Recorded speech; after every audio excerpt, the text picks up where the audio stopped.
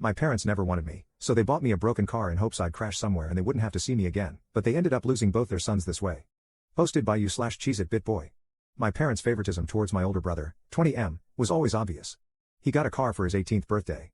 It wasn't a new car or anything, it was a 20-year-old Lexus that was in pretty good shape, and he rubbed it in my face for the rest of his senior year of high school.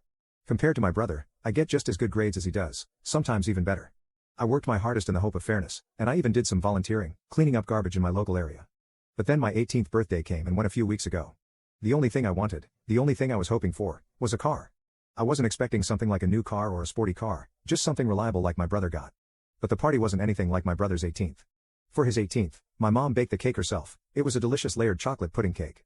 For mine, I got a sheet cake from the supermarket. For his party, they got a DJ. For mine, it was my dad's old boombox with a couple of mixed CDs. We went through the whole party, and I figured my parents might have just been waiting to spring a surprise gift on me. But that didn't happen. I asked them as things were wrapping up why there was no car when my brother got one, and they said they felt like he'd worked harder for it. I asked what he did that I didn't do because I did all of that and more. My grandma was nearby and heard everything. She then asked them why as well.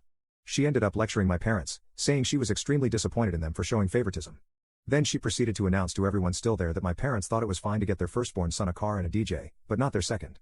She even pointed out how much harder my parents tried for my brother's 18th birthday than they had for mine. My uncle was the first to stand up and say something, followed by everyone else who hadn't left yet. I ended up just walking away and going to my room to sit and think. I got a few apology calls from relatives, and my grandparents convinced me to go out with them for the evening. But when I got back, my parents were pissed and told me I had shamed them in front of the whole family. I just walked past them because I didn't want to fight. The next few weeks went by with the silent treatment between us. Then, a few days ago, my parents suddenly surprised me with a white '98 Subaru Legacy that runs great. They practically threw the keys and the title in an envelope at me and said to have fun.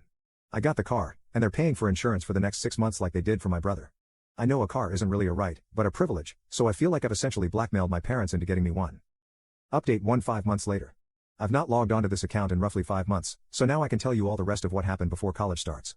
But before that, there are some things I want to address from previous commenters. I literally needed a car because there was no way for me to get a job without one.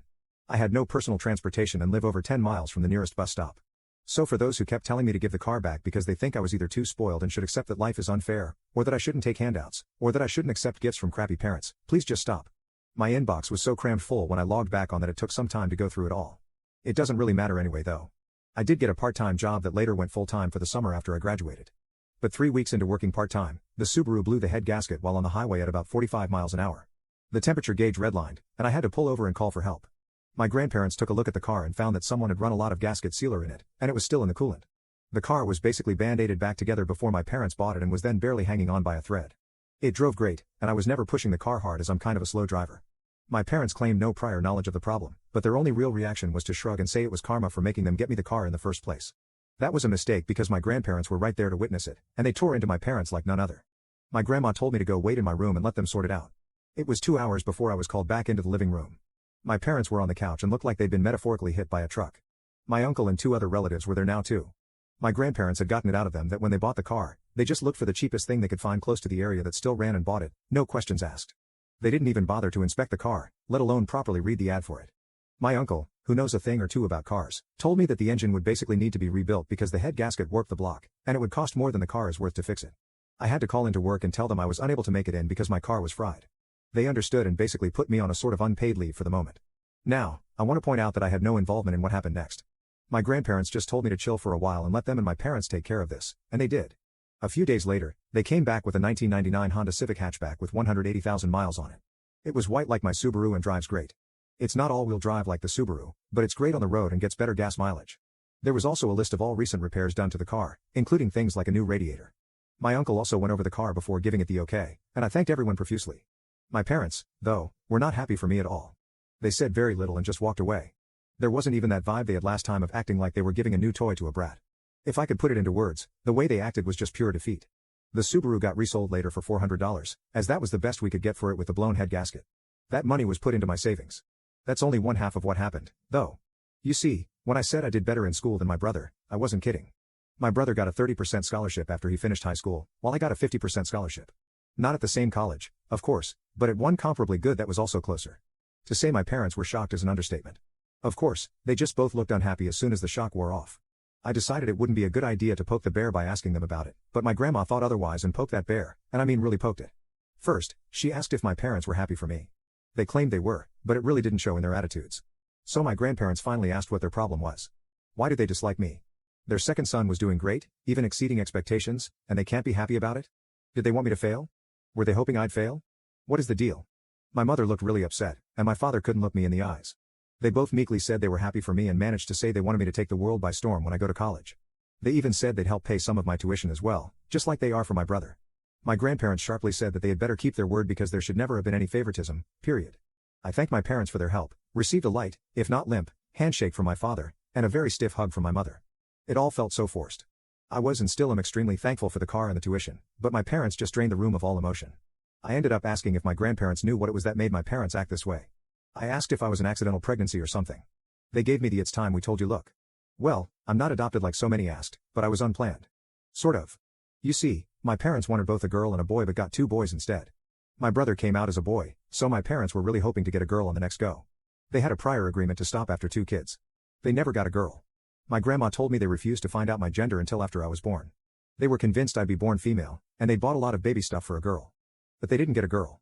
My grandma said I ended up using all of my brother's hand-me-downs until I was 3 years old because my parents had bought so much girl stuff in advance that they couldn't use. So, I was just a disappointment to them from the time I was born. My grandparents said they know my parents are screwed up, but they've been this way for so long that there's no point in expecting them to change. Since then, my parents haven't spoken to me much about college. In fact, they ignore the subject as much as they can.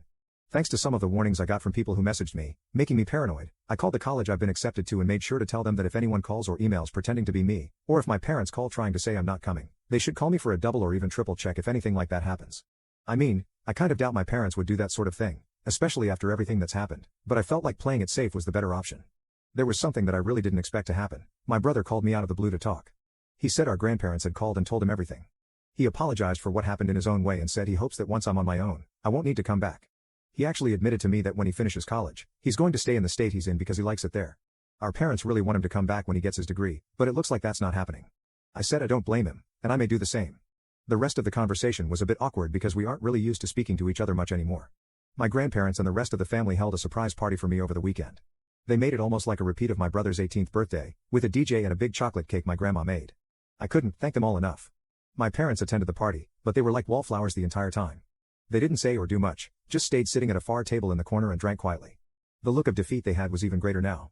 I think the party wasn't just to congratulate me, but also to rub it in my parents' faces that they should have done better. The rest of the family has made their disappointment in them clear. They seemed like they wanted to leave the party for a while. I can't say I blame them. They were being humiliated into staying where they were. My grandma said, "You're never too old to be taught a lesson in humility."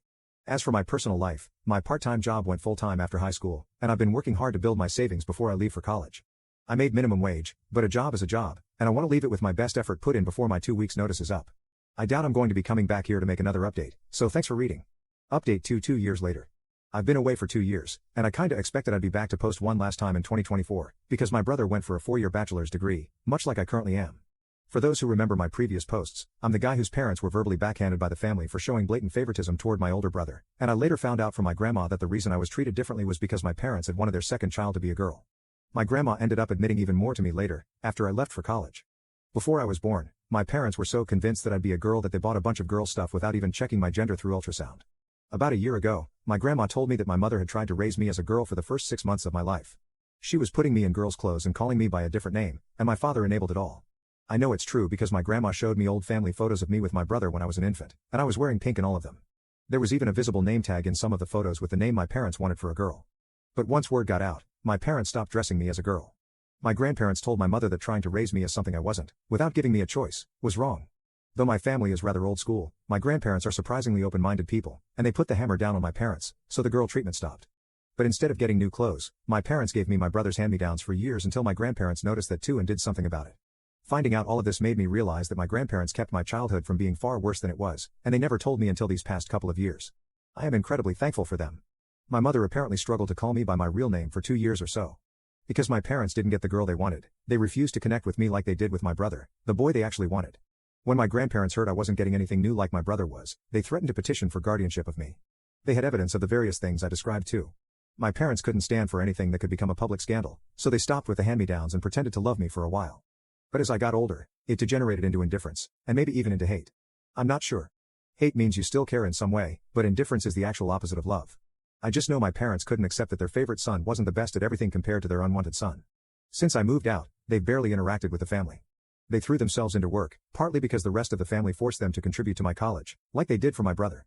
But also because, to them, working was the only thing that gave them a reason to tell everyone to leave them alone. My grandma suspects they've even slept in their cars a few times to avoid coming home. I only saw my parents at Christmas at my uncle's house for the past couple of years, and they barely even spoke to me. Now that I was living my best life away from them, I guess you could say they'd stopped bothering to act like I was their son. They don't want me anymore after the family humiliation they feel they'd suffered, even though they know they brought it on themselves. They've become workaholics who do little else. My grandmother told me my bedroom is basically exactly how I left it on the day I moved out. My parents have not even gone inside my room, but they kept my brother's room clean and ready for the day he'd finally come back home after college. Well, that didn't happen. They flew out to see him for his graduation and had a big celebration with him. I was not invited to go, not that I could afford it. But my grandparents went along, and they gave me the details. My parents were still convinced my brother would be coming back home. That's when he awkwardly told them he had already secured a job through an internship he'd done the past year and had found an apartment of his own too. My father became furious, and my mother lost her mind crying and begging him to come home. But he refused. You see, these past 2 years, my brother and I have reconnected a bit. He found my Reddit account and called me. He wasn't angry, just wanted to talk. He admitted to me that our parents put him through a lot as well. Our mother absolutely smothered him, especially when I wasn't around, and our father was quite strict with his expectations. The fact that I did better than my brother when our parents had invested everything into him just broke them. Now they're extra broken because my brother refused to come home with them. The way our parents treated my brother is also the reason we stopped connecting as siblings until these past couple of years. He did bully me at times when we were growing up, but that's because being the favorite went to his head. However, it was favoritism with strings attached, and when he realized that, he got counseling after moving out. My brother also has a girlfriend he met while in college, and he kept her a secret because he knew our parents wouldn't approve. When they eventually found out, they didn't approve, and my mother even referred to his girlfriend, whom she hadn't even met, as a SLT. My brother blew up at them over that. His girlfriend is in nursing school and a year from graduation herself. My brother says she's the best. I've never met her, but she sounds wonderful from how he's described her. My grandma told me my mother went so far as to hire a private investigator to find out who my brother's girlfriend was.